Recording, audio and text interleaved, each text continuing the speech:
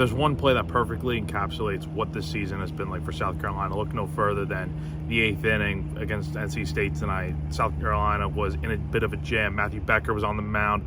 NC State had runners on the corners with 2 outs, with a 1-run lead, looking to pad on to that lead. And in that situation, NC State takes second base without much of a throw. Dalton Reeves, who was behind the plate tonight, made a pump fake, caught the runner on third, leaning a bit too much and a little bit too far off the bag.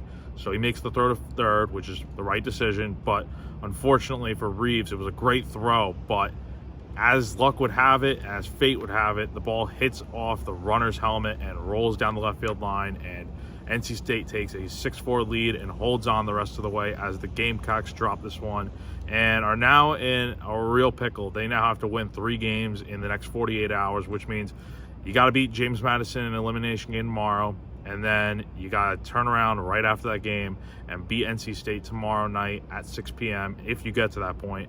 And then if you beat NC State the first time, you got to play them again on Monday in a winner-take-all game. But that's a little far down the road, and just trying to focus on one game at a time. And look, it's a tough loss for South Carolina. They were kind of playing behind majority of the night, fighting back and even tying the game at one point. Let's give props to Dylan Brewer, who had a phenomenal game. He said after the game he found out 20 minutes before the game that he was going to be starting tonight. Ethan Petrie has a hairline fracture in his left hand, his front hand when he's swinging. And Mark Kingston said he doesn't know what the timeline is looking like. It's going to be a day-by-day thing. They'll wake up in the morning tomorrow and kind of make a decision. And there was a little bit of controversy with what was going to happen.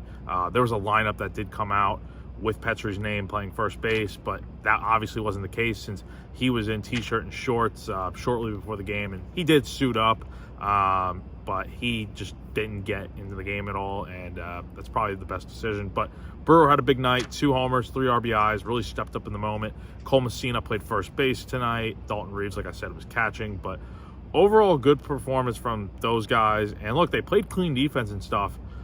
Only made the 1 error on Reeves, which was just a real unlucky play. But I think the big thing that kind of stands out is, for one, Garrett Gainey gave up 3 homers tonight. That led to 4 runs for the Wolfpack. And then Matthew Becker comes in, and he's in a tough spot after Connor McCurry worked himself into a little bit of a jam. He walks the first batter he faces, then gets a line out to shortstop to get the second out of the inning, and then behind in a 3-1 count, he just can't find the zone and walks a batter and allows the go-ahead run to score in this game. And that's just, look, you got to pitch, you got to find the zone, and unfortunately for Becker, he cannot. And it's just one of those games where it's not like South Carolina played particularly bad. It's just you didn't find the zone when you needed to in the late going there, and NC State just made a few more big plays, and that's kind of where we're at. But so like I said, South Carolina is going to go into a situation where it's must win from here on out.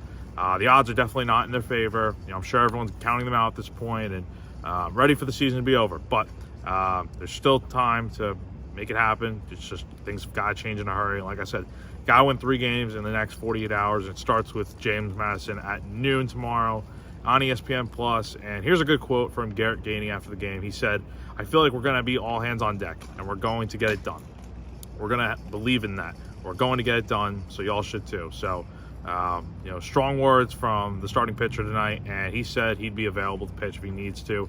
But yeah, like I said, tomorrow, first pitch is at noon on ESPN Plus. Must-win mode for South Carolina. For GamecockCentral.com, I'm Jack Veltri.